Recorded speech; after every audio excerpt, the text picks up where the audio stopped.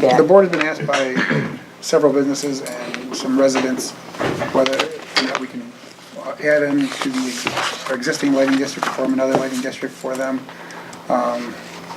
So in order to do that, we have to have a map drawn up of the light, of that particular lighting district and a cost analysis. Is that correct? Map plan and report. Yeah, I mean, when you and I spoke on the phone, all I understood was that you needed a map and a plan just to show where this district is. As far as costs and stuff, I didn't know we were doing any of that. Well, that's part of it, we're going forward. I guess I didn't really, so are you adding lighting? Is that the idea? Yeah, Okay. and we would need to have cost analysis for each Yeah. customer. Is that the way it has to? Well, overall, and I think Tom does an analysis of how much it's gonna cost overall, and probably how much for each user. I don't know, I've never done it in a lighting district, but it runs analogous when I look up the law to establishing a water or sewer district. Yeah. You'd start off with a map, plan, and report, and it either is initiated by the town board on its own, and eventually it's subject to a permissive referendum where people get to vote on it.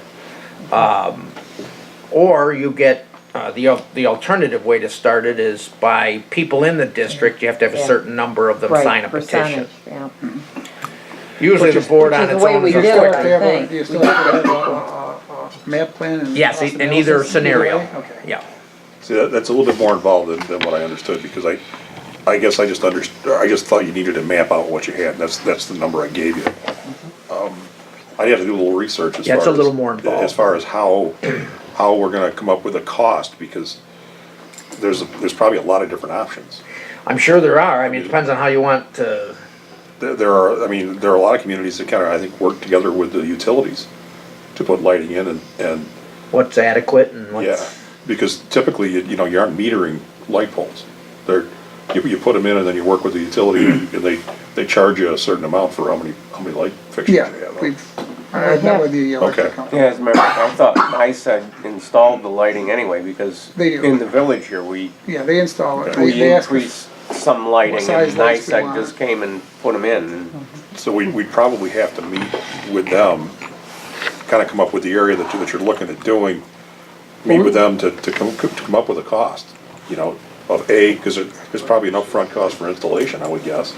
Then there's probably a monthly charge, or whatever it is, or annual charge for the Yeah, power. what they did when we met with them, which was about a year and a half ago, they said that it depends on what size light you want for that particular pole and what cost it's gonna be. And we have several lighting districts that the people Yeah, pay we for. have two lighting districts, yeah. is this a large, is this a It's not a small large area? area, no, it's Is it out?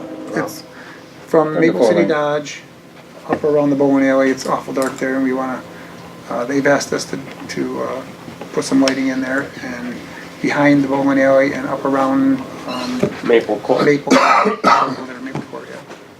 Fortunately, we don't have And visibility also- from the highway. And also the road where John the Deere. Harley Davidson and, Yeah, animal shelter. Animal show. because from the 4 lane, you can't even see us. I mean, it's dark.